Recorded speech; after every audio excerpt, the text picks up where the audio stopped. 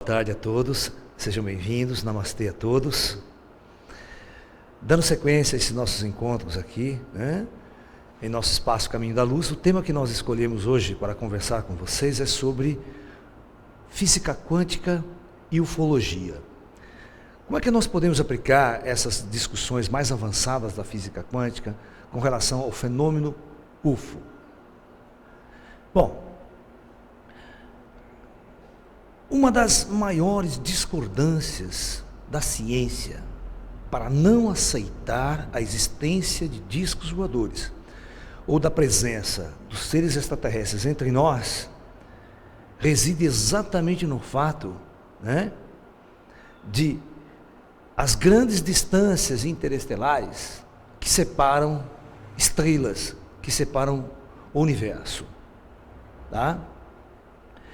Então, as distâncias interplanetárias ou as distâncias interestelares, elas sobem a bilhões e bilhões e até trilhões e trilhões de quilômetros.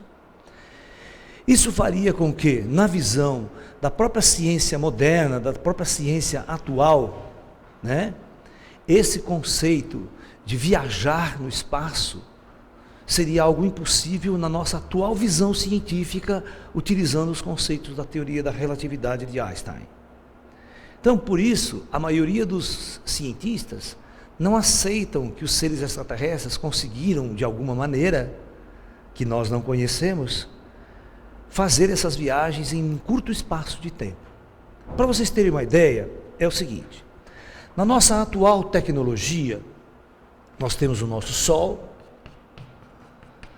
e nós temos, vamos supor, o planeta Terra aqui, o terceiro da história, e o planeta Plutão, o último do sistema solar. A distância, o raio do sistema solar é de 6 bilhões de quilômetros. Ok? Para vocês terem uma ideia, uma sonda espacial hoje que a gente envia para o espaço, essas sondas não tripuladas que nós mandamos para o espaço, elas atingem uma velocidade de em torno de 60, 70 mil quilômetros por hora.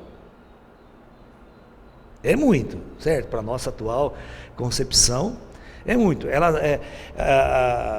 Porque no espaço não há resistência do ar, então elas aceleram com o foguete, a coisa vai embora numa velocidade incrível. E aí nós utilizamos o campo gravitacional dos grandes planetas para acelerar mais essas naves ainda. Elas vão aproximando de Júpiter, por exemplo, a atração gravitacional começa a puxar, ela começa a acelerar naturalmente. Então ela vai embora. Mas mesmo assim, veja bem, se você for fazer a conta, mais ou menos, se uma nave tiver uma velocidade média de 60 mil quilômetros por hora, vocês façam a conta e vocês vão ver quanto tempo demora essa nave para sair da Terra e chegar em Plutão. Tá? Vocês vão ver que é coisa assim de vários anos de viagem para essa sonda chegar até Plutão. Entendeu? Na sua atual concepção de viagens espaciais. Por exemplo, uma missão para o planeta Marte, nós calculamos porque nós estamos numa pista de corrida, Se a gente lançar a nave numa posição na Terra, quando ela está mais próxima da Terra, aquela coisa toda, a viagem mais curta calculada pelos cientistas dura em torno de 6 meses. E o retorno demoraria de 1 ano e meio de viagem. Você imagina, com a nossa atual tecnologia, essas naves piquititica, que você não consegue nem mexer lá dentro, aquela porcaria de espaçonave, Você vai ficar 1 ano e meio no espaço, naquele treco lá, você morre. Psicologicamente é impossível o ser humano sobreviver a essas condições de viagem. Não é estar numa Enterprise ou Spock, uma gigantesca nave, que o cara parece estar num shopping center lá dentro, Não está nem dentro de uma espaçonave. As relações humanas, sociais são completamente diferentes. Mas dentro de uma nave, sem gravidade, o nego fica flutuando, aquela meleca toda pequenininha, apertada, As pessoas sabem que é extremamente complexo, extremamente complicado sobreviver psicologicamente a uma viagem dessa. Você imagine demorar 8 anos para fazer uma viagem da Terra até Plutão. Bom, isso no nosso sistema solar. Agora imagine se você quisesse sair de nosso sistema solar e ir para outra estrela, outro sistema solar, Está aqui o nosso Sol. E está aqui a estrela mais próxima de nós, que é a estrela visível a olho nu até aqui no hemisfério sul, chamado Alfa, da constelação do Centauro, ou a estrela Alfa Centauro. As distâncias entre estrelas agora, elas são tão grandes que é impossível usar a unidade quilômetro para você medir essas distâncias, porque seria tão ridículo de eu medir a distância, por exemplo, São Paulo, Rio de Janeiro em milímetro. Tem sentido? Não tem. Então, a mesma coisa vai acontecer aqui. Eu não posso medir distâncias estelares em quilômetro, porque é tão pequeno o quilômetro nessas relações, que não tem sentido. Vai dar um número tão grande, tão gigantesco, de milímetro, por exemplo, né? Não vai ter sentido. Então, os cientistas usam uma unidade para medir distâncias estelares, que é chamada ano-luz. Um ano-luz. Para vocês entenderem por que os cientistas rejeitam essa possibilidade de ETs estarem aqui na Terra, de disco voador estar aí, tá? Muito bem. Então veja bem, um ano-luz é a distância que a luz percorre em um ano, sendo que a velocidade da luz, que é C, dado pela letra C no vácuo, né, é 300.000 quilômetros por segundo. Olha, em um segundo, a luz viaja 300.000 quilômetros. Então, você quer saber qual que é a distância de um ano-luz? Pega uma lanterna, melhor você ligar na tomada ela, porque senão acaba a pilha. Você liga a lanterna, um segundo depois, o facho dessa luz andou 300.000 quilômetros. Depois de 2 segundos, 600.000. E aí vai. Agora deixa essa lanterna ligada por um dia. Aonde será que a luz chegou? E depois de um mês dessa lanterna ligada, você fica lá, que distância a luz chegou? Agora você imagine depois de um ano que essa lanterna ficou ligada, que distância essa luz percorreu? Essa distância toda que ela percorreu dá em torno de 10 trilhões de quilômetros, se a gente for usar o quilômetro. Mas a nossa mente não processa mais essas ordens de grandeza. A mente humana não tem noção de ordem de grandeza de certas coisas. Se eu falar assim, 10 trilhões de quilômetros, se eu falar 11, não mudou nada na minha cabeça. A ordem de grandeza não mexe mais com a gente, né? Então, eu quero que vocês entendam que, depois de um ano, essa luz, essa velocidade que vocês estão vendo aqui, que não tem nada que viaje a essa velocidade, no espaço é muito difícil, só a luz, ela está a 1/4 de distância da estrela. A distância é de aproximadamente 4,5 anos-luz. Nessa velocidade de 300.000 quilômetros por segundo, demora-se 4,5 anos para se chegar à estrela vizinha. É ou não é muito longe? E aí o resto das estrelas que vão nos cercando, vão ficando cada vez mais longe, ok? A ponto de você ter o diâmetro de nossa galáxia, um diâmetro de 100.000 anos-luz. Ok? Então a nossa galáxia, por exemplo, ela tem uma distância comensurável, imensurável. Está lá o disco, nossa galáxia, esse disco aqui, ó, achatado, visto de cima, né? Nossa planta seriam braços espirais. E esse diâmetro aqui, os cientistas calculam que tenha 100.000 anos-luz.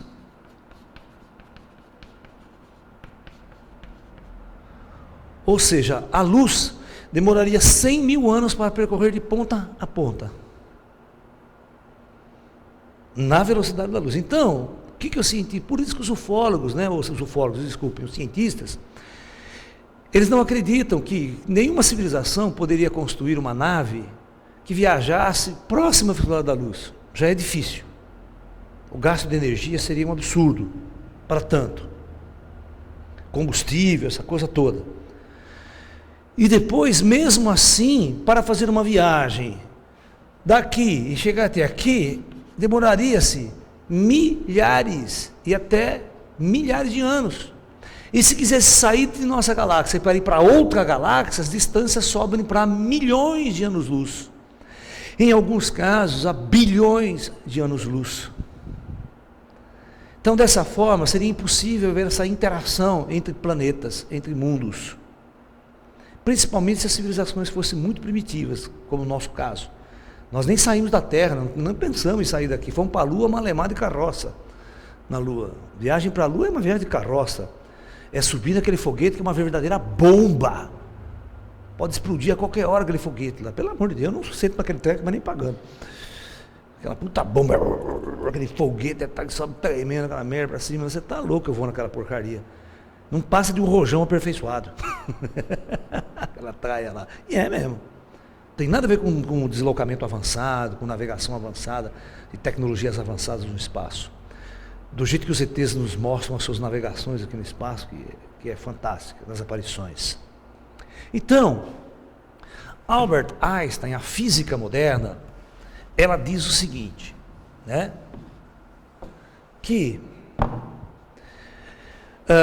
a massa de um objeto, né, quando ela está em repouso, a gente chama de M0.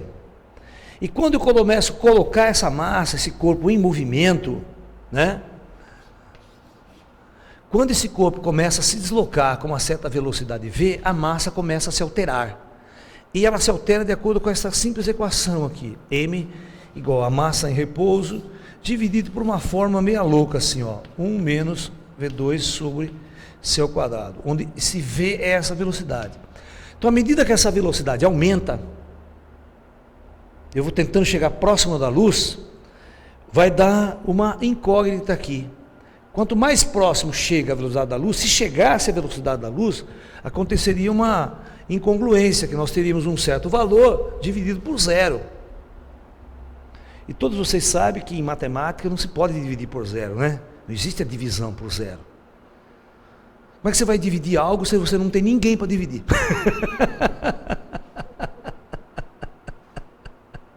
Certo? Isso significa que, teoricamente, essa massa, ela cresce ao infinito, ela vai para o infinito, infinitamente grande. E todas as vezes que eu tenho uma tendência de uma massa ir para o infinito, eu tenho uma que, para acelerar, porque aquela equação de Newton, F igual a ma, né, significa que para um corpo acelerar, aumentar a sua velocidade, eu preciso de uma força. Mas se essa massa aumenta infinitamente, a força aplicada para acelerar aquela massa também tende ao infinito. Então, significa o seguinte, não existe, por essas equações, um objeto que possa viajar com velocidade superior à da luz, no espaço convencional, através dessa dinâmica convencional. Então, isso é que os cientistas têm em suas cabeças, para não aceitar que alguma raça avançada consegue viajar pelo espaço, ok? A viajar milhares de anos-luz em questão de horas ou segundos. Tá? No entanto, existem umas teorias aí, meio na física chamada buraco de minhoca, tá, que o pessoal fala que dobra o espaço-tempo, aquela coisa da Enterprise, fazer a dobra espacial, mas aquilo lá eu acho que não funciona. É uma coisa meio estranha. Nós vamos propor uma outra ideia que vem através da física quântica, tá?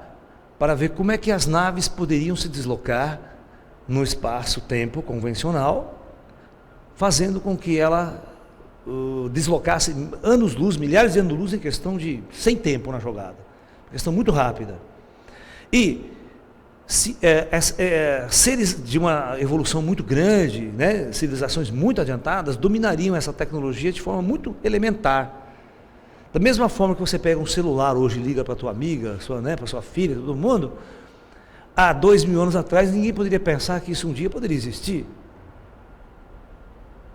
É tão corriqueiro você pegar um celular e ligar.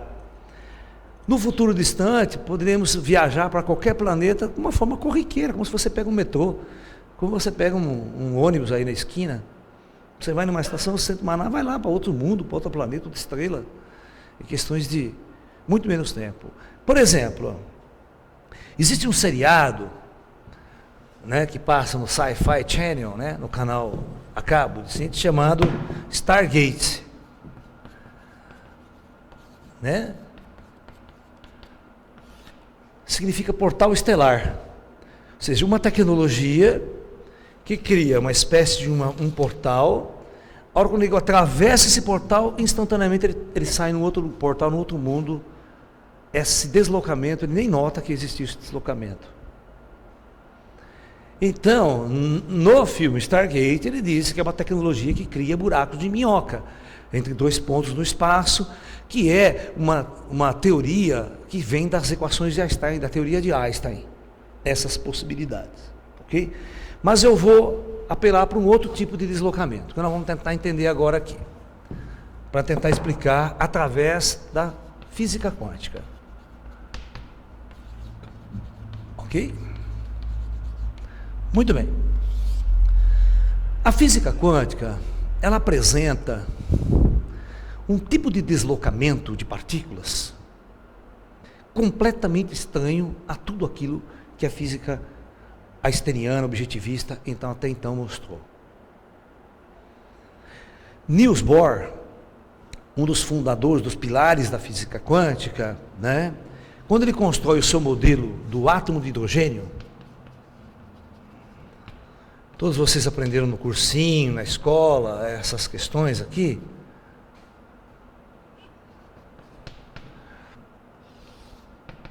Ele construiu um modelo bem simples, aparentemente, de orbitais, aquela coisa toda, mas existe um núcleo, que é um próton e um elétron girando numa órbita ao redor do núcleo, onde você teria o elétron nessa posição, girando ao redor. Só que o Niels Bohr, ele não demonstrou, para o átomo de hidrogênio até dá para fazer isso, que é uma física pré-clássica, pré-quântica, ainda o pessoal diz ainda, que existe um raio mínimo que você pode calcular, o raio de órbita mínima, tal, que o elétron pode ficar, tal, aquela coisa toda. Ele constrói esse modelo de esse objeto andando aqui. Ok?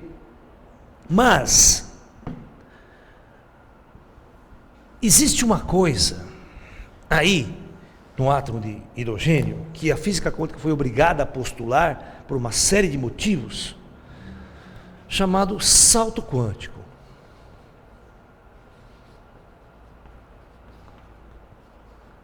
Ok? O que é o salto quântico? Né? Salto quântico é mais ou menos isso aqui. Eu tenho um núcleo atômico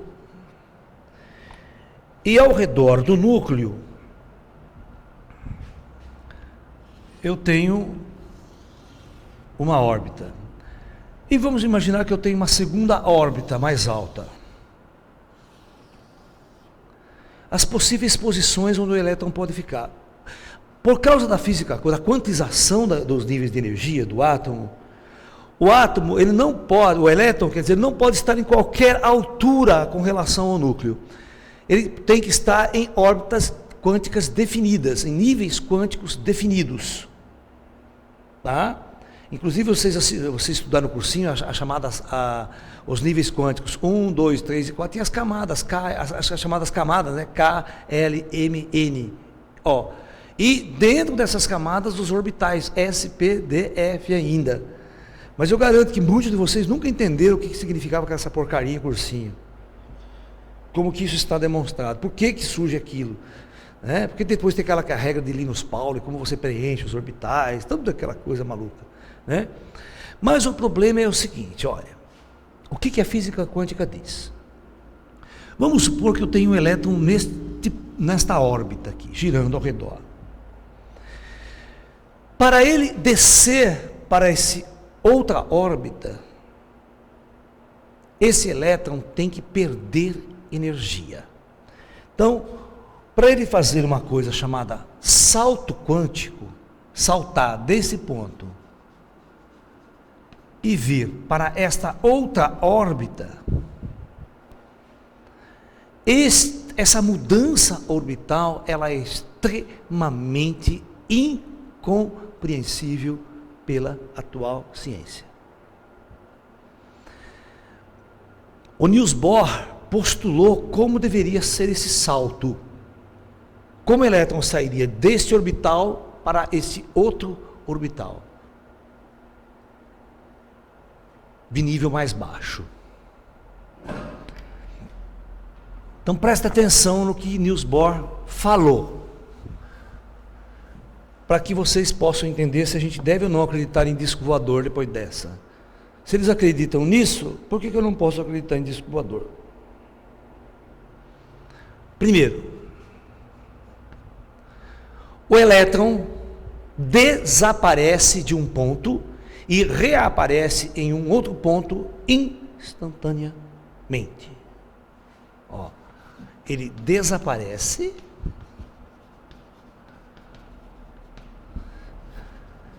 de um ponto e reaparece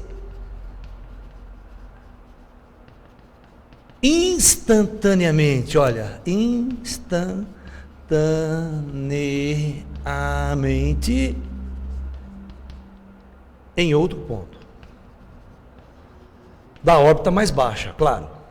Então significa o seguinte: ele simplesmente some daqui e instantaneamente ele aparece nesse outro orbital. Só que ele não aparece logo abaixo, ele aparece em qualquer ponto da outra órbita. Ele some aqui, pode aparecer aqui, pode aparecer aqui, pode aparecer aqui.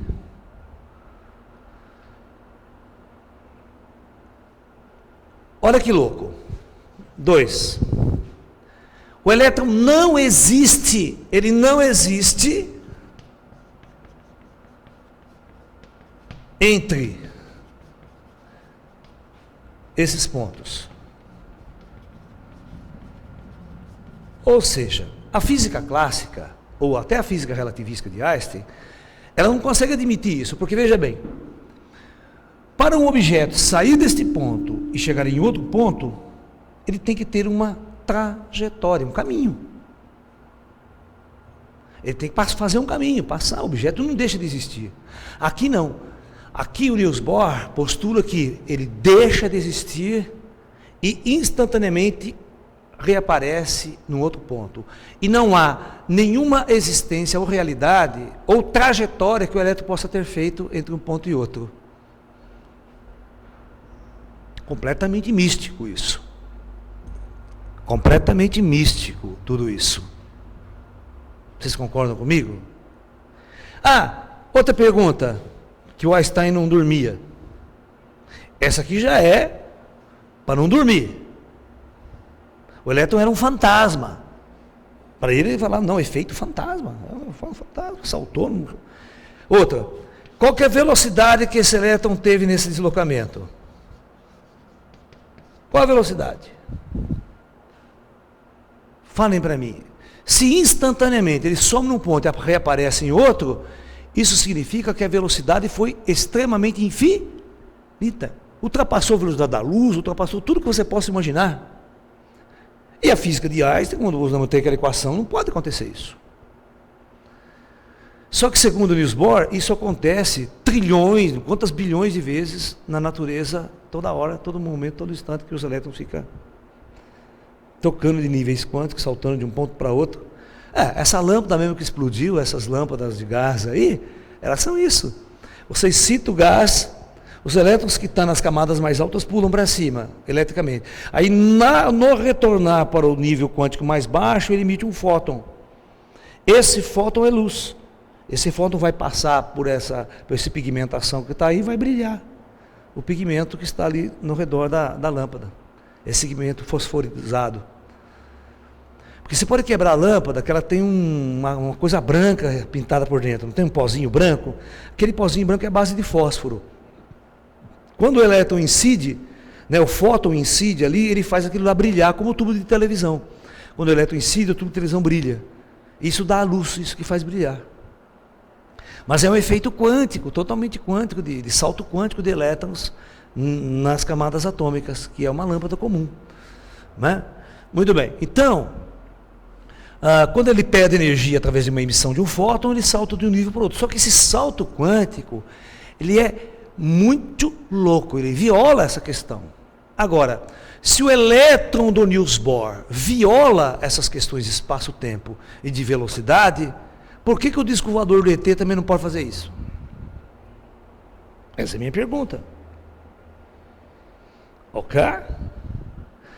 Muito bem, vocês guardem essa informação, esse postulado do Niels Bohr, que nós vamos agora, nós vamos mostrar para vocês aquela visão desenvolvida em nosso trabalho sobre a teorização da quantização da massa, para mostrar que existem outras dimensões quânticas de energia de massa, e aí nós podemos dizer que existe matéria em outras dimensões do universo.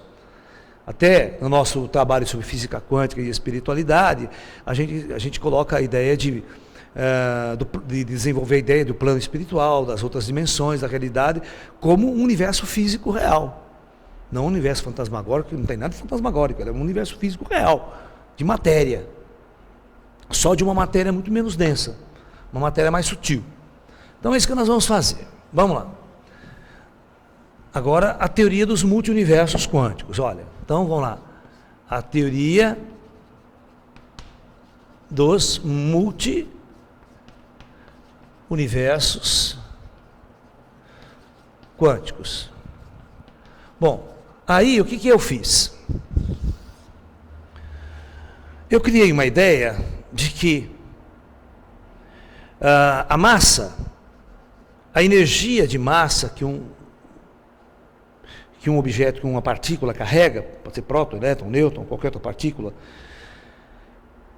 ela tem uma energia. Por isso que quando Einstein fala assim, se você pegar uma antimatéria e desintegrar, vira tudo energia pura.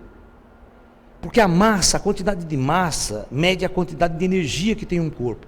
E Einstein desenvolveu essa ideia nessa equação, que energia é massa vezes a luz ao quadrado. Ou seja, qualquer massa de partícula carrega com ela uma quantidade de energia incomensurável, muito grande. Muito grande. Então, eu fiz umas maluquices aí, quem acompanha meu trabalho de física quântica sabe o que foi feito. Você pode dizer que massa, ela é igual a constante de Planck dividida pela velocidade da luz ao quadrado vezes a frequência. Então nós associamos o seguinte: a energia que está contida na massa de uma partícula, ela está contida numa forma oscilante. Toda a energia está contida porque o elétron oscila, porque ele é uma forma de onda.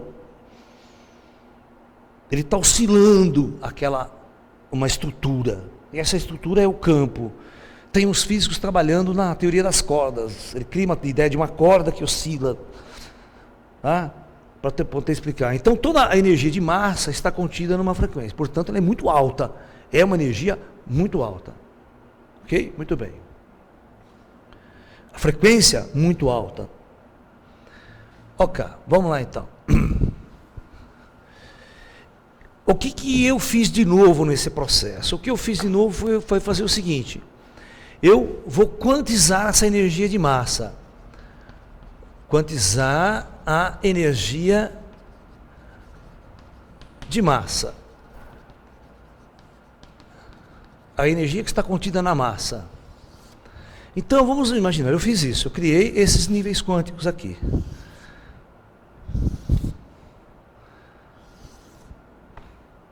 Eu disse que nesse nível n igual a 1, eu teria uma massa, que seria esse universo físico nosso aqui, uma massa M1, que seria igual, como aquele ali, H sobre C2 é uma constante vezes a frequência.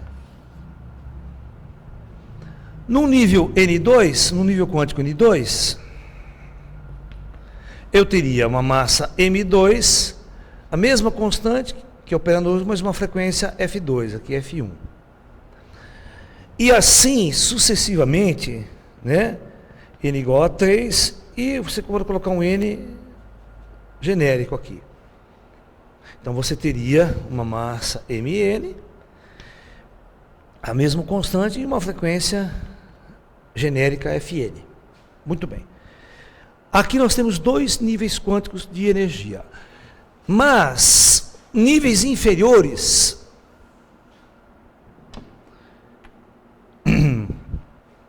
Então eu tenho dois níveis quânticos aqui, olha o que eu vou fazer, olha que interessante, ó.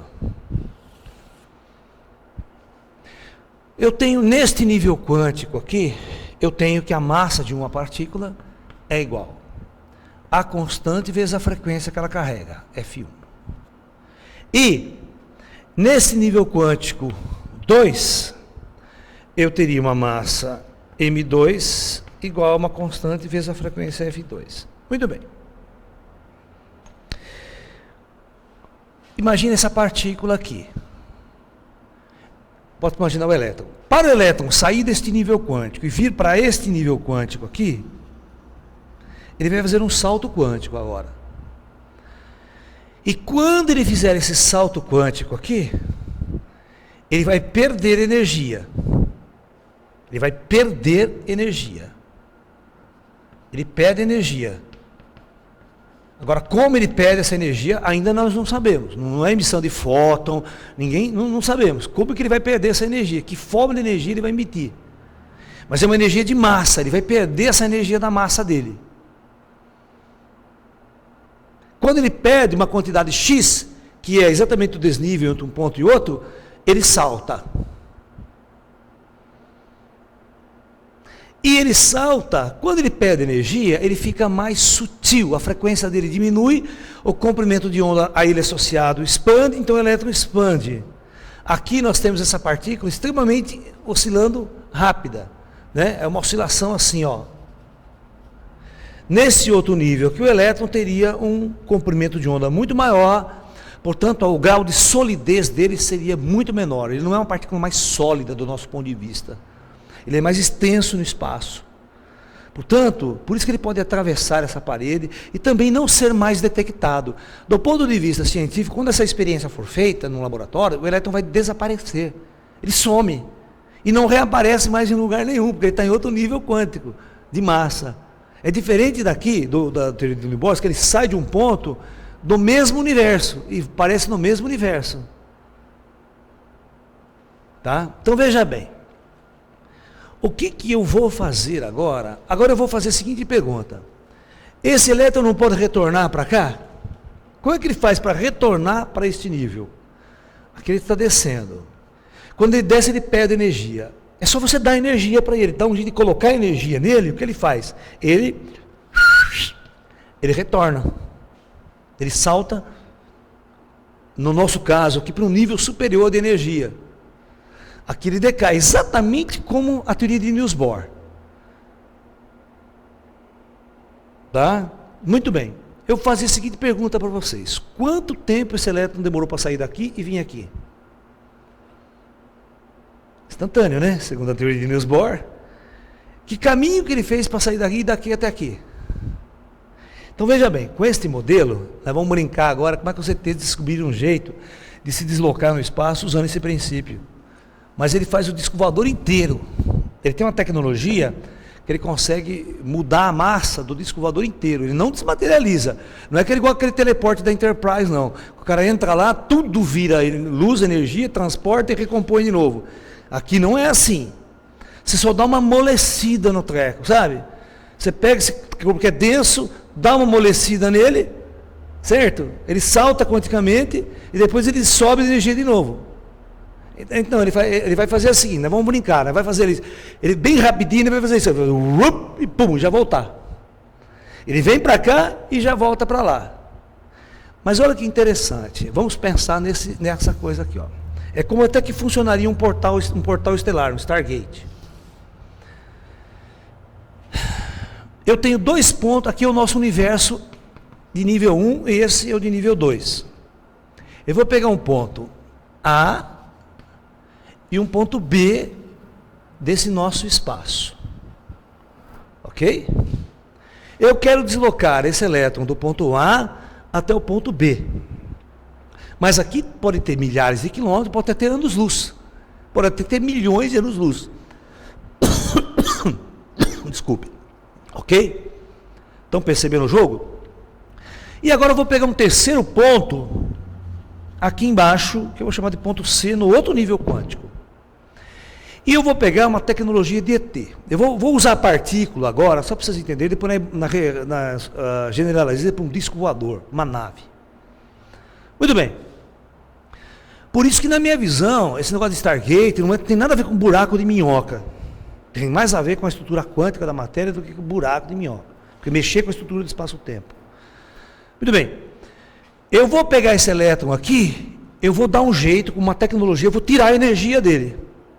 A energia interna, vou baixar a frequência dele. O que ele vai fazer? Ele vai emitir energia e vai automaticamente fazer um salto quântico e virar aqui no ponto C. Ok? Quanto tempo ele demorou para fazer isso? Até aqui. Que trajetória ele usou no espaço? Nenhuma. Agora eu vou fazer o inverso. Presta atenção. Eu vou dar energia para essa partícula e fazer ela aparecer aqui, ó. Seguinte pergunta eu faço. Quanto tempo ele demorou para sair daqui e ir até aqui? Também nenhum tempo. Resultado de nossa equação. Para essa partícula sair de A e ir até B, do ponto de vista prático, ela foi instantaneamente, mas na verdade ela cortou caminho por outra dimensão. Ela cortou caminho. Isso explicaria, na casuística ufológica, por que, prestem bem atenção, que você tem um disco voador, de repente, pum, ele some. E aparece lá não sei aonde, pum, de uma hora para outra. Isso é casuística ufológica é muito comum. Está seguindo um avião, de repente o avião, pum, apaga, some e aparece lá atrás. E isso explicaria também uma coisa muito interessante. Então, aqui nós já solucionamos como um disco voador poderia, com civilizações avançadas, criar um deslocamento quântico. E eles saberiam, com a tecnologia dele, aonde ele quer botar o disco voador lá. Isso é navegação. Como você colocar no ponto certo? Então, você entra no ponto, você não sabe onde você vai aparecer do outro ponto, né, no outro universo, né? Vai aparecer lá na ponta da galáxia, não sei aonde. Aqueles problemas que tem no Stargate, né? O cara vai na nave, não sabe onde vai aparecer a nave, aquelas porcaria de tudo, que é mau funcionamento da nave. Né? Mas aqui não, aqui a tecnologia de navegação, o cara saberia exatamente aonde ele quer chegar. Ele programa os computadores da nave de onde que ele quer chegar e chega tranquilo. Conhece o mapeamento do universo e tudo mais. Bom, na casuística ufológica, nós temos um fenômeno muito interessante, muito documentado durante a Segunda Guerra Mundial, que eram os chamados Foo Fighters. Vocês já ouviram falar disso? Tem até a banda de rock com esse nome. Caças de fogo ou caças fantasmas, tá? Uma coisa meio assim. Significa assim. Porque é o seguinte: os aviões aliados, estavam lá os aviões, né? Os grandes aviões lá no espaço, né? Eu não sei desenhar avião, gente, sou uma meleca para desenhar coisa. Não vou nem desenhar, porque é para não ficar feio para mim. Mas os aviões, né, os aviões aliados da Força Aérea, estavam navegando lá, de repente apareciam umas bolas luminosas, e não era uma, eram várias bolas, mas bolas apenas, luzes, se deslocando, junto com o avião, numa velocidade incrível. Os pilotos aliados deram o nome a essas bolas de luz fantásticas de Foo Fighters, caças loucos, caças fantasmas, caças de fogo, tá?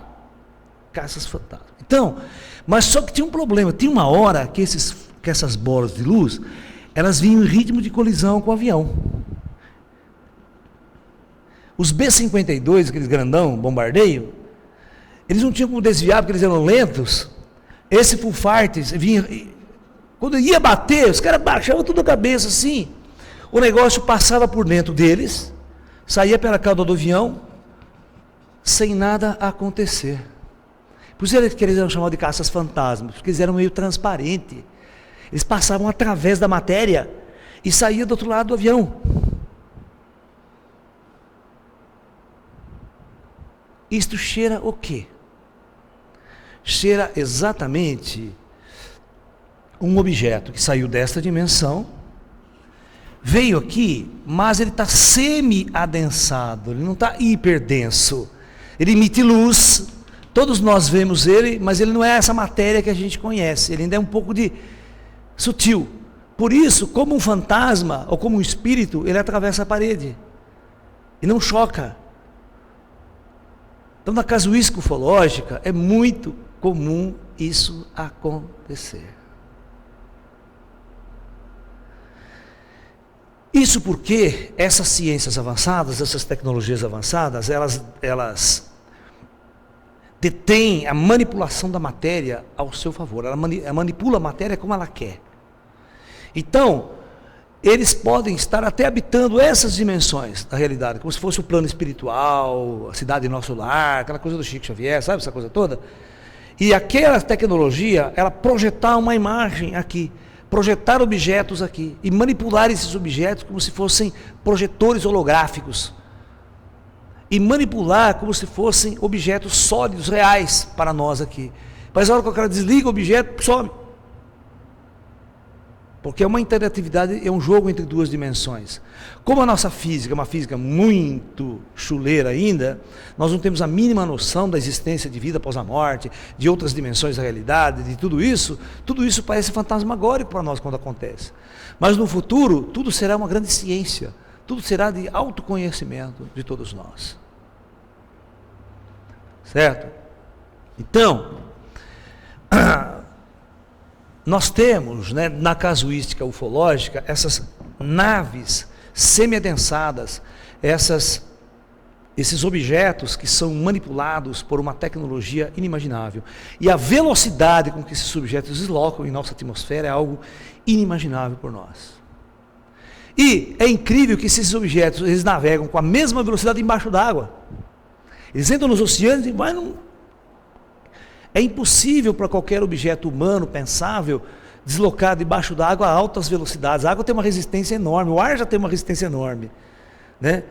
Debaixo d'água, então, é impossível, mas os ETs parece que criam uma camada em torno do disco voador, um objeto que elimina totalmente o atrito e o objeto passa como se ele fosse o quê? Esse material transparente, ele não tem resistência, ele vem, vai embora, passa. Quantas vezes os navegadores, marinheiros viram a luz entrar no oceano, ela sai do ar, entra no oceano e passa num pau por baixo d'água. Vai embora e sai do outro lado. Esses objetos navegam tanto fora como dentro do espaço. Navega no espaço interestelar, navega na atmosfera e navega debaixo d'água. E às vezes, quando não muito, embaixo da terra, ele entra na terra, assim, o fluxo ele não é matéria, ele entra embaixo da terra, ele some no chão assim. Né? Tem muitas casuísticas ufológicas que o cara vê um objeto luminoso, uma bola de luz, a bola de luz desce e entra no chão, ela entra no chão. O cara fica louco, mas para onde esse objeto foi? Vai lá, não tem nada queimado, não tem nada. Ele entrou na terra, ele sumiu. O general Shoa, em suas pesquisas, em seus livros, relata muito desse tipo de situação, numa pesquisa de campo que ele fez, que ele fazia numa fazenda em Goiás. O objeto no céu, de repente ele entrava no chão. Entrava no chão e sumia. Ou seja, nós estamos lidando com tecnologias e com civilizações que podem estar há milhões de anos em nossa frente. Nós não temos a mínima noção de entender ou compreender a natureza desse fenômeno na sua totalidade. A ufologia é um dos maiores desafios para a ciência humana e para a consciência humana. Por isso, até hoje, a ufologia não andou, ela está na década de 50 ainda, a ufologia moderna. Não tem, sabe? Não tem teorias fantásticas, novas, modernas, para tentar entender o fenômeno com maior precisão, maior profundidade. A maior parte dos ufólogos ainda está na década de 50, correndo atrás do escoador, tirando fotos, sabe? Tentar provar para a humanidade que eles existem. Essa coisa é bem primitiva mesmo na ufologia. Porque, na verdade, eles não veem outra saída, eles não têm outra forma. O objeto está muito distante de nossa capacidade mental e psíquica. É você imaginar, você pegar um instrumento de alta tecnologia e colocar numa tribo indígena da Amazônia. O cara vai olhar, porque ele não sabe nem o que é, bota um computador na frente dele, o cara, o que é isso aqui? Ele vai demorar 1 milhão de anos para entender o que é aquilo, e para que serve, como funciona. Né? Para nós a mesma coisa, a nossa relação com o fenômeno ufológico, nós precisamos ter um fenômeno de transcendência. Se nós não compreendemos a nossa transcendência como alma, como espírito, como ser, com essa transcendentalidade toda, com vida após a morte, nós jamais vamos entender a natureza dessas grandes inteligências extraterrestres que visitam o nosso planeta.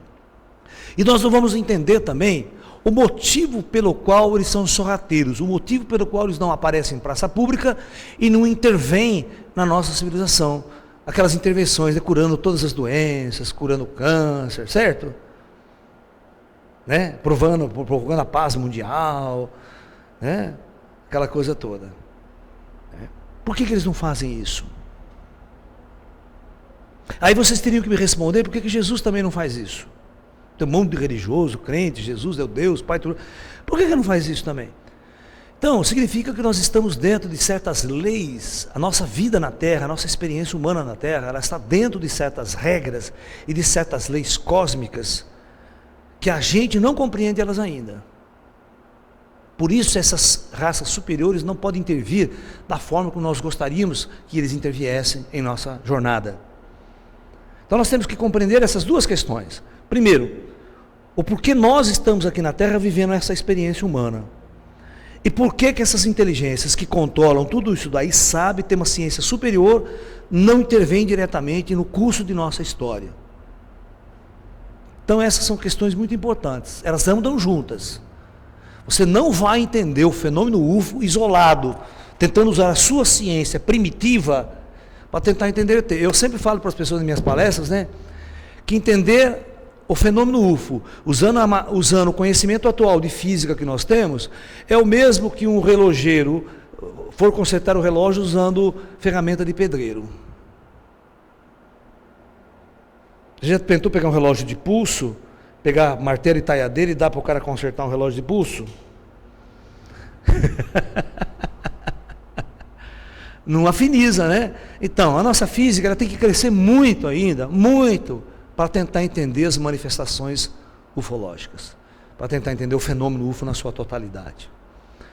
E à medida que a nossa ciência, o conhecimento do humano vai além, ele vai entrar nesse plano, ele vai descobrir o seu espírito, ele vai descobrir a vida após a morte, ele vai descobrir uma outra realidade, que a partir dessa descoberta, ele vai entender o fenômeno UFO. Uma outra coisa, né, que eu vejo, que a gente vê muito na ufologia, é a aparição de seres extraterrestres em determinados ambientes, sem a nave. De repente, está aqui, você está no quarto, fazendo uma meditação, acontece um fenômeno assim, isso é muito comum. Então, aparece primeiro uma bola de luz, começa a formar uma luz no lugar, vindo do nada essa luz, e de repente, desse halo luminoso aqui, sai um cara, sai uma pessoa. E ele pode ser totalmente matéria, sólido, ir lá com você, apertar sua mão, conversar com você, e abduzir você de dentro do quarto da sua casa. Pegar você, levar, passar por esse mesmo portal e ir embora para um outro ambiente. O filme, se vocês querem ver onde está essa teoria, é o filme Intruders. O filme Intruders, né, pelo próprio nome, né, intrusos, né, em inglês, Intruders, baseado num livro de um psicólogo americano, é um psicólogo americano mesmo que começou a estudar abduzidos. Ele chama Buddy Hopkins. Vocês podem pegar na locadora que tem esse filme. E você pode estudar o livro, o Buddy Hopkins tem um livro em português também.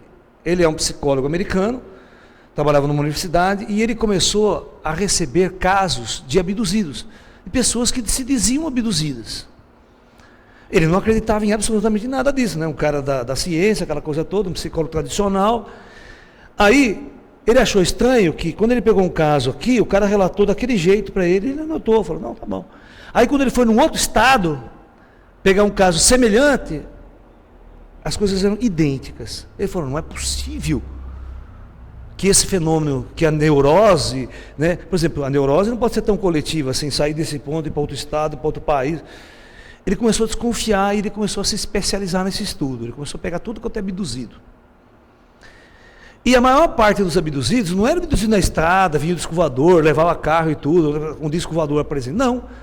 Os caras entravam na casa da pessoa, com todas as portas fechadas, abduziam a pessoa, ficavam um tempo com ela, ela descrevia o ambiente onde elas estavam, o lugar, e traziam de volta para sua casa, mas elas descreviam exatamente isso. Isso que nós chamamos, vamos chamar de um portal de transporte. Como funcionaria esse portal, teoricamente? Então vocês podem notar que numa situação muito mais avançada, o disco voador pode parecer um arquétipo para a civilização do século XX. Porque a civilização do século XX, do século XXI, ela não consegue olhar um extraterrestre vindo até nós, a não ser dentro de uma nave, porque o arquétipo do século XX é uma nave, é o avião, é o disco voador, é a Enterprise. É muito para a cabeça do cristão do século XX tentar entender que o extraterrestre pode chegar até você sem nenhuma nave, sem nenhum disco voador, que é o caso do filme Capax. O filme Capax é muito interessante, porque o filme Capax, o ET vem, ele interfere, vive uma experiência aqui, vai embora e ninguém vê nave, ninguém vê disco voador. Né? Entendeu? Uma tecnologia muito mais avançada de transporte interestelar que não precisa de naves. Você entra lá e vai embora. Entendeu? Então, esses chamados Stargates, né? Esses transportes, esses portais interestelares. O que esse portal poderia fazer? Você quer ver que interessante? Vamos tentar usar a nossa teoria quântica aqui. Olha o que um portal Stargate faria. Vamos imaginar que esse aqui é o portal. Tudo bonitinho, enfeitado. De repente está o cidadão aqui, ele está querendo se deslocar para um outro ponto no universo, ponto B, e ele está aqui no ponto A, certo? E na frente dele está o portal. O que esse portal faria? Esse portal simplesmente faria o seguinte: a hora que ele entra no portal, esta máquina vai fazer com que todos os átomos que ele tenha dentro do organismo dele baixem a frequência. Ele tira energia, mas tira uma quantidade mínima, não é? Ou seja, automaticamente ele faria um salto para um ponto C, e depois, aqui, esse portal aparecia de novo, e a hora que ele saísse do portal, é um portal de saída, os átomos todos eram reconstituídos. Ele voltava na frequência normal. Então, esse baixamento de frequência era só para ele ser transportado. A hora que ele sai do portal, a frequência sobe de novo, ele está sólido, físico, totalmente existindo ali. Veja, essa teoria é muito mais inteligente do que o transporte de matéria da Enterprise, que nenhum físico aceita como funcional. Né? Quem está me assistindo aqui, vocês sabem por que a Enterprise, o Spock, inventou esse transporte de luz para colocar no seriado? Porque eles não tinham dinheiro. A série era tão barata, tão pobre, que eles precisavam, veja bem, eles precisavam construir uma nave, uma maquete de uma nave, até em tamanho escala 1:1, da nave que ia sair da Enterprise e ia descer na superfície do planeta. Enquanto você estivesse mexendo com a Enterprise, tudo bem que a Enterprise faz uma maquete, fica voando no espaço, faz desse tamanhozinho, né? Não tem problema. Mas quando você precisava filmar em terra, você tinha que ter uma nave grande, porque os caras tinham que sair de dentro da nave, certo? Sair na superfície do planeta, e eles não tinham dinheiro para fazer isso. Então, um cara bolou lá, não, vamos fazer os caras sair da Enterprise num transporte de luz. Fica mais barato, não precisam fazer nada, precisam fazer só uns efeitinhos ali, né? E foi o que os caras fizeram, né? Embolaram esse transporte de luz, saía a equipe inteira, aparecia na superfície do planeta, não precisava de nave transportadora, fazer marquete. E foi o maior sucesso da série, foi a invenção desse transporte, certo, de luz. Mas aí o cara teve que inventar uma física meio nas coxas lá, para explicar como é que funciona aquele transporte, né? E aí que eles deram com o burro na água. Todo cientista sabe que esse negócio não funciona. Né? Aquela história, eu vou desintegrar todos os meus átomos, transformar em luz, transportar. Na hora que eu vou adensar, e se o nego bota um átomo no lugar errado? Essa máquina bota o meu pinto em outro lugar. Você está louco, né? Não vai dar certo. Né? Não vai dar certo. Então, vocês já viram o filme da mosca, né? Tinha uma mosca no meio lá, que vai integrar o átomo, integra o DNA da mosca junto. Dá uma zebra. Então, esse é o transporte que os caras calcularam, os computadores não conseguiriam fazer tudo isso, seria uma operação para juntar os átomos certinho, na posição certa, os cromossomos, tudo certinho, célula por célula. Uma operação impossível. Então, o mais sensato é isso que eu falei para você. Nada é mexido em você. Você só baixa um pouquinho a frequência, nada foi alterado, ninguém foi desintegrado, você nem sente uma cosquinha de nada que você sente. Você tem uma cosquinha e já se transportou para o outro lado. Não é, loira? É isso aí. Então, aqui nós poderíamos entender, então, como funcionaria um transporte quântico. Não tem formação de buraco de minhoca, que tem que usar uma puta de uma energia. Aqui, não é nada disso. É só conhecer a natureza física do átomo de uma outra maneira, usar uma tecnologia avançadíssima e pum, pimba, fazer a coisa acontecer. Porque nós temos experiências, nós temos muitas sessões de materializações de espíritos, desde o século retrasado, lá de 1917, 18, desde a época do Kardec, a famosa sessão de materialização, o espírito materializa-se objeto, materializa coisa. De onde vem tudo isso? Isso não é magia, isso não é ilusionismo, é um fenômeno físico real. Entendeu? Eu tenho uma palestra sobre materialização de espíritos, que vocês poderiam assistir, onde a gente está discutindo toda essa história, desde quando começou esse fenômeno, da materialização de espíritos. E aqui na Terra tem muitos paranormais sensitivos, mestres, gente que se transportavam à distância, né? Instantaneamente saíram de um ponto e pareciam em outro. Santos fazendo isso. Como ele fazia isso? Quem os ajudava nessa operação, nesse fenômeno? Então, é muito importante que a gente entenda que existe sim uma física que possa fazer isso. O problema é que a gente não conhece ela ainda. Eu posso até construir uma teoria, mas construir uma máquina tecnológica em cima dessa teoria vai demorar muito tempo. Para vocês terem uma ideia do que eu estou falando, a teoria da relatividade de Albert Einstein, ninguém até hoje usou essa teoria de Einstein para fazer qualquer evento tecnológico. Ela não serviu para produzir avanço tecnológico nenhum em nossa civilização. Só teórico. Vocês estão entendendo o que eu estou falando? Já a física quântica, ela promoveu uma das maiores revoluções tecnológicas até hoje conhecida pelo ser humano, que é todos os microchips, todas as tecnologias digitais, computadores pessoais, essas TV grandes de cristal líquido, tudo que vocês estão vendo aí, que a tecnologia avançou, que deu esse avanço tecnológico na nossa civilização, é por causa do conhecimento do átomo, da física quântica. O que eu quero dizer para vocês é que a teoria da relatividade não deu absolutamente nada a não ser a bomba atômica, né? E o reator nuclear de gerar energia, que é um perigo desgraçado até hoje, não sabemos manipular ele direito. Para vocês verem como determinadas situações é complicado. Às vezes você pode desenvolver uma teoria, mas ela não tem aplicação prática, objetiva, na vida das pessoas, na vida diária. Ela tem só como compreensão do universo, como compreender as coisas, né? Por isso que eu digo para você, você pode desenvolver uma teoria hoje, mas para fazer ela ser prática e tecnológica, pode demorar muito tempo. Demora muito tempo. Você está me entendendo? Você vê as transmissões à distância de rádio, telefone, telégrafo sem fio, rádio sem fio, rádio Marconi, você não precisava da física quântica para isso. Que era só o desenvolvimento da teoria eletromagnética, do desenvolvimento do estudo do eletromagnetismo. Deu toda essa capacidade para nós. A física quântica, ela vai entrar para digitalizar tudo isso daí. Para reduzir, criar o transistor, criar o microchip, tudo isso daí. Ok? Ela vai pegar essa tecnologia e usar uma ferramenta que vai ampliar a aplicação tecnológica. Você está me entendendo? Porque antigamente nós tínhamos um problema de telefone. Eu lembro, há 50 anos atrás, que ia ligar para São Paulo, você tinha que pedir para o telefonista 2 dias antes que você queria falar com São Paulo, para ela fazer uma ligação. Por quê? Porque entre Limeira e São Paulo tinha um fio só. E só podia conversar 2 pessoas por esse fio. Você pega o telefone aqui, o seu fio vai até São Paulo, não pode botar outro na linha. Então você tem que esperar a sua vez.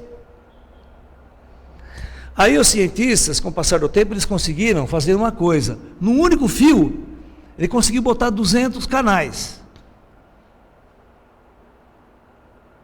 para conversar ao mesmo tempo. Mas isso aqui tem limite. Um fio de cobre comum, não dá para você começar a botar mais gente para conversar, porque essa conferência começa a interferir, aí começa a dar uma interferência um no outro, aí ninguém conversa com ninguém. Tá? Mas aí os cientistas falam assim, vão inventar um negócio chamado fibra ótica.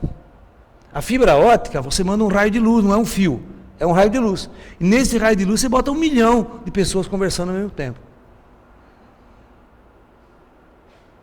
Tá? Então você está ampliando a tecnologia, mas aqui já é física quântica. Aqui já é física clássica. A física quântica vai ampliar então a capacidade operacional de nossa tecnologia. Por exemplo, o telefone celular, o celular só é possível com a aplicação da física quântica, da digitalização, senão você é uma embaralhação de canal que ninguém fala mais. Vocês podem, eu vou dar um exemplo para vocês. Vocês pegam o rádio FM, que é física clássica. Se você botar 4 estações mais ou menos perto, ninguém fala, uma interfere na outra, aquela puta zona. Você imagina uma cidade como São Paulo que tem 12 milhões de celulares. Né? Qualquer criancinha de ginásio tem um celular na bunda.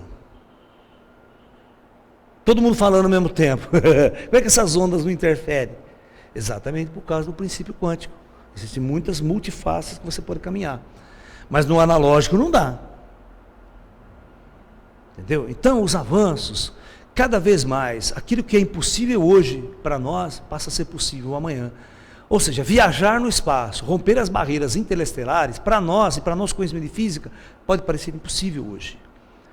Mas daqui a um tempo vai ser, como eu disse para vocês, como pegar um ônibus e ir para Campinas, ou ir para São Paulo, você vai pegar um ônibus, vai para a Lua, vai para Marte, vai para outra estrela, vai para Alfa Centauro, vai tomar café em Júpiter e volta amanhã, vai numa balada lá em Plutão. Entendeu? Vai ser tranquilo. E você nem vai ver a viagem passar. Você viu quando você entra num avião? Você entra num avião hoje, você nem consegue olhar o que está acontecendo lá fora, né? O avião fica tudo fechado, você nem sabe o que está voando. Não tem nem noção que está voando. Né? Entendeu? O futuro será umas coisas muito interessantes nesse aspecto. Muito bem. Então, uma das questões fundamentais que a física quântica pode ajudar a entender os fenômenos ufológicos é essa questão. Então, eu vou contar uma história para vocês verem como os cientistas são céticos e como que eles são tolos acreditando que sabem das coisas. Um cientista americano chamado J. Allen Hynek, ele era um astrofísico, e ele foi convidado pela Força Aérea Americana, nos idos da década de 50, 60, a fazer parte de um projeto chamado Blue Book, nos Estados Unidos. Era um projeto secreto, não era um projeto aberto, então era ultra secreto. Ele e mais um outro grupo de cientistas, eles foram contratados pela Força Aérea para analisar o fenômeno ufológico. Então, eles faziam parte de uma equipe e a Força Aérea trazia os casos para eles analisarem, traziam fotos, filmes e um monte de coisa para eles analisarem e ver se era de origem extraterrestre ou se era algum fenômeno natural que, como cientistas, eles podiam desvendar. Bom, e o Hynek trabalhou durante anos nisso. E ele próprio chega à conclusão da seguinte maneira: que chegavam para eles mensalmente coisas assim de 3 mil casos para eles analisarem, dos quais 50% eles descartavam já assim. Ah, o cara viu Vênus, certo? Aquela coisa toda. Os outros 30% eles demoravam um pouquinho mais analisando, descartavam também como um fenômeno meteorológico, como isso, aquilo, tá. Só que 10% eram inexplicáveis. Não havia nenhum físico cientista que explicava aquele fenômeno. Realmente era algo que apontava por uma manifestação ufológica, extraterrestre. Mas era 3 mil por mês. Se você junta num ano, isso só nos Estados Unidos, que a Força Aérea pegava só nos Estados Unidos, agora e o resto do mundo. E na Rússia, França, Europa, Estados Unidos, Brasil. Então ele chega à conclusão, depois de todos esses anos de pesquisa, que o fenômeno é real, o fenômeno existe. Aí, como ele fazia parte do projeto secreto, ele não podia naquela época falar para todo mundo quem ele era, o que ele fazia. E ele foi participar de um congresso, presta atenção, de um congresso de astronomia. No livro dele ele conta essa história, tá? Ele tem um livro lançado no Brasil, chama Ufologia, uma visão científica. O prólogo do livro dele, a abertura do prólogo do livro dele está escrito assim: A Gargalhada da Ciência. Esse é o título. A Gargalhada da Ciência. E ele vai contar essa história, que ele vai para um congresso de astronomia, e na abertura do congresso, no coquetel, num hotel, na cobertura de um hotel muito grande, num lugar lá, tinha mais ou menos umas 3.000 pessoas nesse congresso, todos astrônomos, profissionais. Com isso, era umas 9 horas da noite, no coquetel, aquela coisa toda, gente falando no microfone, aquelas aberturas, toda cheia de história. De repente, no intervalo, entra um cara correndo, vai ao microfone e fala o seguinte: Minhas senhoras, meus senhores, olha, eu gostaria de lhe informar que lá fora, nos céus, tem um objeto muito estranho fazendo evolução no céu, que nós não sabemos o que é, deve ser um UFO, um disco voador, alguma coisa. Vocês não poderiam ir lá ver, dar uma olhada? O Heineck estava com um grupo de pessoas conversando, e todo mundo olhou um para a cara do outro e deu aquela risadinha. Você via? Todo disco voador, você viu? Todo o congresso, ninguém saiu lá fora para ver o que estava acontecendo. Tal é a prepotência que o cientista tem sobre aquilo que ele acha que ele sabe. Então, o disco voador não existe, é bobagem. Einstein provou que não existe, não dá. Vou lá perder meu tempo para ver? Como o Heineck era um cara que já estava mergulhado nessa pesquisa do UFO até a cabeça, não deu outra, ele foi o primeiro a sair correndo lá fora para ver o que tinha. E ele descreve que era realmente um treco completamente maluco, esquisito, que era realmente um UFO, um OVNI. Ele, como cientista, jamais conseguiu explicar o que era aquele treco fazendo um círculo estranho, um movimento estranho no céu. Só que foi ele sozinho, ninguém mais saiu. Agora eu pergunto, como é que nós podemos discutir o fenômeno UFO com esse tipo de gente? Com esse tipo de cientista? Que nunca tira a bunda da universidade para fazer qualquer tipo de pesquisa, aí a televisão vai pedir uma informação desse cara lá, entra lá na Unicamp, ou entra lá no laboratório, o senhor acredita em disco voador? Isso é tudo bobagem. Ele nunca fez nada, nunca fez uma pesquisa, nunca foi a campo, nunca entrevistou ninguém que foi contatado, ele nunca levantou a bunda daquele cara. Quantas vezes eu já não fui em debates de televisão, em debates, que os caras convidam astrônomo, cientista para ir também? Primeira pergunta que eu falo para o astrônomo: escuta aqui, quantos casos o senhor estudou? Quantas pesquisas o senhor fez de campo? Nenhuma. Então, eu sinto muito, mas eu não discuto com você. Eu só discuto com o especialista. Falei na cara disso uma vez para um astrônomo, começou a falar uma bobagem. Não. Começou a falar um monte de bobagem na televisão sobre ufologia. Sabe? Aí, como eu sou físico, eu sei que cada área tem especialidades, certo? Eu falei assim: desde quando você consegue discutir astronomia com um psicólogo?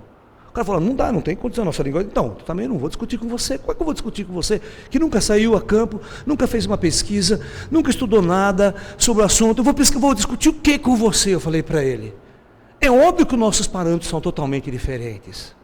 E a sua opinião como astrônomo não vale para mim nessa pesquisa. Eu já falei para ele, já tirei de cara. Já botei ele no lugar, porque ele começou a me ofender, eu já dei uma dura nele também. Eu falei: para com isso. Você está pensando que eu sou tonto? Os caras acham que o ufólogo é tudo bobo, tudo tonto, sabe? Tudo metido a besta, é fanático, religioso, essa coisa toda. Eles se esquecem que tem alguns que batem de frente com eles. E que tem a mesma formação que ele, o mesmo conhecimento que eles têm. Eu sei o que o físico sabe, eu sei o que o físico não sabe. Essa é uma vantagem que eu tenho nesse mecanismo. Você está entendendo? Então não adianta o físico querer bater de frente comigo. Não adianta, ele nunca fez pesquisa nenhuma sobre o assunto. Ele não tem autoridade para falar nada sobre o tema. Tem. Agora, eu vou dizer uma coisa para vocês. Eu conheço trocentos mil físicos que saíram a campo e foram fazer pesquisa. Todos eles se convenceram do fenômeno. Todos. Eu tenho amigos que estudavam comigo, eu tenho professores que estudavam comigo na faculdade, que eram meus professores de física. Quando eles foram a campo, quando eles foram fazer pesquisa, eles se convenceram do que o fenômeno existe e que é real. Da mesma forma que o Heineck era um teórico, era um físico, não tinha nada a ver com ufologia. Quando ele foi colocado para estudar e pesquisar ufologia, ele se convenceu. Mas quem nunca fez isso, não tem autoridade nenhuma para falar sobre o assunto. Então, a maior bobagem que um programa de televisão possa fazer, qualquer desses debates que aparecem em televisão possa fazer, é o Globo Repórter sair lá e perguntar para um astrônomo. É bobagem, você não pode fazer isso. O cara não tem autoridade nenhuma para falar sobre o assunto. Entendeu? Aí vai perguntar para o modelo de manequim, então pior ainda. Modelo de manequim, o que você vai discordar? Porque disco voador, não sei, parece, né? Não sei, Pô, isso não é assunto, nós estamos falando de coisas avançadíssimas, cara. Você pode jogar na cabeça. E o psicólogo, então, o psicólogo não sabe nem quem ter, cara. Não tem nem condição, ele só estuda logo, aquela coisa toda lá, da personalidade humana. É claro que quando você vai fazer uma pesquisa com um abduzido, que passa por um trauma da abdução, aí você precisa do terapeuta. Aí você precisa, o psicólogo, por exemplo, a ufologia ela é multidisciplinar. Tem até uma psicóloga no Brasil especializada em abduções. Especializadas em contatados, em estudar e trabalhar com contatados. Com trauma de contatados. É a mesma coisa que esse Buddy Hopkins lá nos Estados Unidos. Tá? Então, realmente, é uma questão que merece um estudo interdisciplinar, mas você tem que estudar, ir a campo. Não adianta você abrir a boca e falar em disco voador, dar uma opinião no jornal, numa entrevista de televisão, se você nunca levantou a bunda da sua cadeira para ir fazer uma pesquisa qualquer. Aí você nem conversa comigo, tá? Porque eu não vou nem bater papo com você. Não importa se você é doutor, não sei no que, não me interessa. Tá? Porque você não sabe nada do assunto. E quando a pessoa não sabe nada do assunto, melhor ficar de boca fechada. Entendeu? Então, essa é uma das questões fundamentais da ufologia hoje. É possível? É possível sim. Se um físico chegar e debater comigo, falar que o ET não pode estar aqui porque é impossível fisicamente, eu dobro a cara dele. Falo, isso é uma... Você está com a física do século XVI, discutindo ufologia. Porque a física moderna, não, ela dá toda a abertura para civilizações avançadas, sim, deslocar pelo espaço de uma forma muito avançada. Está entendendo? Então, eu acho que a relação entre física e ufologia, ela começa a se dar agora, na física mais avançada. Se você usar aquelas físicas clássicas de Newton, você não vai sair nunca do buraco. Não vai entender o fenômeno UFO. O fenômeno UFO, ele é tão avançado, ele é tão superior. Tem um físico, um famoso físico chamado Jacques Vallée. Presta bem atenção. É um físico, ele e a mulher dele, ele é Jacques Vallée, a mulher dele é Janine Vallée. Os dois são físicos. E ele era físico nuclear, radicado nos Estados Unidos, um francês. E ele, no início do movimento ufológico, na década de 60, ele foi um dos cientistas que foi abertamente interessado pelo fenômeno, entendeu? Ele era abertamente, fazia conferências, batia papo, ok? Gostava do fenômeno, ele é a mulher dele. Ele tem uns 5, 6 livros escritos. Mas aí que eu falo, quando o cara é muito inteligente, quando o cara é bom, o que acontece? Ele começa a perceber que o fenômeno é muito mais fantástico do que possa a nossa vã filosofia imaginar. Ele começa a perceber que o fenômeno UFO é de uma transcendentalidade tão grande, mas tão grande, que começa assim, esse homem, ele era convidado para todos os congressos de ufologia que existiam no mundo. Inclusive, esse astrofísico que eu falei para vocês aí, do livro da NASA, o Heineck, eu conheci ele pessoalmente. Ele esteve em congressos de ufologia aqui no Brasil, estivemos juntos, conversamos, batemos muito papo. Ele já é falecido, ele faleceu na década de 90, infelizmente. Mas esse Jacques Vallée é vivo. Esse Jacques Vallée, um grande cientista, voltado à ufologia, tentando usar a sua física, a sua ciência, para entender o fenômeno UFO. Então, quando ele ia para os congressos, todo mundo convidava, principalmente esses congressos que já eram chamados de congressos ufológicos científicos, né? Ele ia, estendia o tapete vermelho para ele, aquele cara famosíssimo, mais importante da ufologia mundial científica. Né? No Brasil, os negros estendiam o tapete vermelho. Aí, segundo livro dele, terceiro livro, no quinto livro dele, o livro dele parece mais uma mística esotérica, transcendental, do que qualquer outra coisa. Aí já ninguém mais convida ele para congresso. E outra, ele tem uma entrevista na revista UFO, recentemente, está lá na revista UFO, ele fala assim, o cara pergunta, mas por que você parou de ir para congresso? Eu falo, porque não adianta. Não adianta bater papo com esses caras, não adianta. O fenômeno não dá para ser estudado e debatido nesses congressos. As pessoas não têm nível para isso. Eles já começam a pensar, as pessoas não têm nível para discutir esse fenômeno. Certo, eu vou discutir o fenômeno com advogado, não sei com quem, eu não vejo cientista nesses congressos. Quantos cientistas tem lá? Não tem nenhum. Eu falo, não tem como discutir. Então o que eu estou fazendo hoje? Eu reuni um grupo, eu tenho um grupo de cientistas interdisciplinares, que nós nos reunimos e fazemos um estudo profundo da coisa, num nível jamais pensado. Esse é o meu trabalho hoje. Né? Não tem como eu sair daqui e entrar num congresso lá, com o Zé da esquina, e tentar discutir o que nós estamos debatendo aqui. Não vai dar certo. Certo? Você está entendendo? Porque, e ele fala, a transcendentalidade do fenômeno é algo tão superior que nós temos que descobrir tanta coisa nova para entender o fenômeno que não dá, é uma coisa muito superior mesmo. O fenômeno é muito transcendental. Entendeu? Então eu peço que vocês procurem na internet matéria sobre esse físico Jacques Vallée, porque ele é um dos caras aí que está na fronteira do conhecimento ufológico, mas muito distante dos ufólogos casuísticos, dos ufólogos ditos científicos. Por isso que eu digo para você, quando o cientista cai de cabeça, pelo fato dele ser super inteligente, como Heineck, ele começa a descobrir que além do fenômeno ser real, nós precisamos mudar e crescer muito a nossa consciência de física para entender o fenômeno na sua totalidade. É isso que esse cara chegou à conclusão.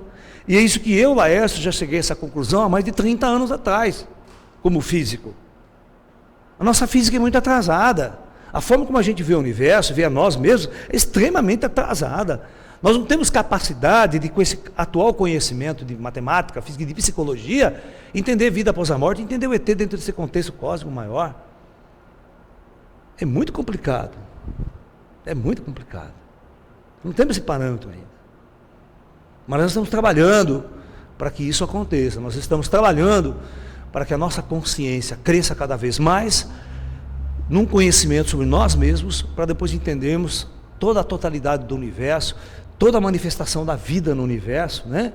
E a presença dessas inteligências extraterrestres entre nós. Para entender qual é o seu verdadeiro papel, entender o que eles estão realmente fazendo aqui, e entendermos que nós somos, talvez, né, manifestação dessas próprias inteligências, fruto dessas próprias inteligências. Eles não são alienígenas que estão aqui para invadir a Terra ou abduzir gente, mas eles estão aqui para cuidar da sua própria criação. Pensem nisso. Pensem nisso dessa forma. Que eles estão aqui para cuidar da sua própria criação. Somos nós.